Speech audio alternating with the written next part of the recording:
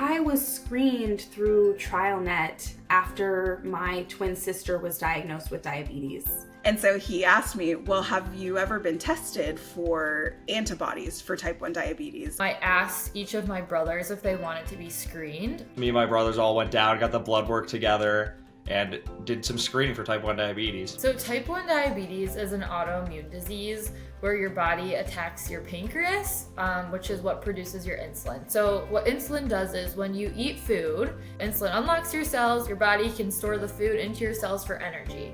So people with type 1 diabetes can't make any of their own insulin at all, so they rely on insulin from either injections or a pump for their entire life. The general population risk is about 0.5% who develop type 1 diabetes. If you have someone in your family with diabetes, we know that you're 10 to 15-fold higher risk. So doctor came in and just kind of explained how we're like higher risk because our sister has type 1 diabetes. When I go to clinic or when you search your family histories and just ask the question, who else in the family has type 1?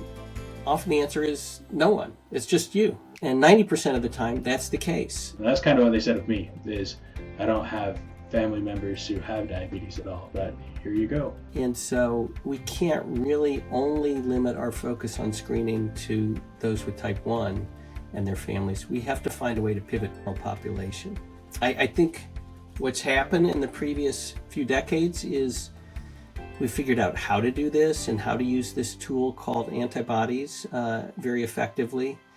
And now it's time to roll it out for more general population screening. The incidence of diabetes, surprisingly, has been going up across all races and ethnicities. There's a lot of effort right now to increase awareness among general population that we should be worried about type 1 diabetes not only in the relatives, but in everybody. The symptoms of diabetes is frequent thirst, frequent urination, weight loss, despite the fact that you might be super hungry and eating more than usual, blurry vision, fatigue, and then sometimes even nausea, vomiting, fruity breath. Because we do need insulin to let the sugar feed the body. So if our body doesn't have the ability to utilize sugar, we get symptoms of high blood sugar. If your body is insulin deficient, your cells become really, really, really starving, and it starts breaking down fat for energy. So a lot of times when people don't know they have diabetes, they end up in the hospital on something called DKA, which is diabetic ketoacidosis. As your body is breaking apart fat cells, one of the things that breaks off is an acid.